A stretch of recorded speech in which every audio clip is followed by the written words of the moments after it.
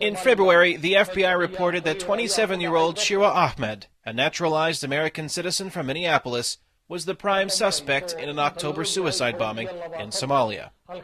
But his case may not be unique. FBI agent E.K. Wilson in Minneapolis is investigating the disappearance of more than a dozen other young men who left Minnesota late last year, around the same time Shira Ahmed was last seen alive in the U.S. If in fact he turns out to be involved in the suicide bombing, it would, to the best of our knowledge, be the first time that an American citizen was involved in a suicide bombing overseas.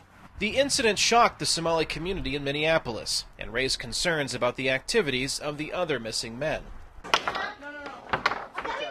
Abdirahman Mukhtar is the youth program manager at the Brian Coyle Center, situated in a poorer residential area that is home to thousands of Somalis. He went to school with Shira Ahmed. He graduated a year ahead of me, but I knew him. He was a very nice guy, very quiet guy. Mukhtar knew some of the other missing young men. He says none gave any hint of where they were going or why. Some of the community members don't believe this happened actually. So if it happened, it's still something that's against our culture and our religion, which is Islam.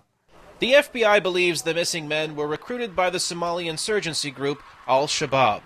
The United States considers al-Shabab, which in Arabic means the youth, as a terrorist organization.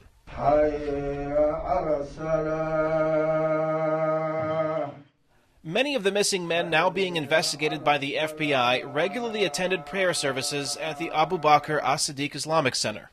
Omar Hari is the executive director of the center and knew some of them. He says one reason they may have returned to Somalia is that they were caught up in the outpouring of nationalistic fervor following Ethiopia's invasion of the country in 2006. It was kind of popular within the Somalis that many people were calling to liberate the country, if you will, from the illegal occupation. And some of the factions who were fighting over there came even here in Minneapolis, St. Paul area, held some conferences, some rallies, and sometimes openly calling people to go fight in Somalia. Hurry emphasizes that regardless of the motive, if the actions of the young men prove to be true, they have violated the trust of the community and the teachings of Islam. Using suicide bombings is clearly anti-Islam, and it's not in any way allowed in the Islamic religion. And it's also new to the Somali culture because this is the first time we heard that Somalis are using suicide bombings to achieve some political goals. Agent E.K. Wilson says finding the other missing men is a top priority for the FBI. Anytime you have a number of men, children in some cases, vanish, given the circumstances that they're returning to, and the potential for harm to them or to others, it's a significant investigation. A grand jury is also investigating the disappearances. Several members of the community, including those who worship at the Abu Bakr as-Siddiq, have been issued subpoenas to testify.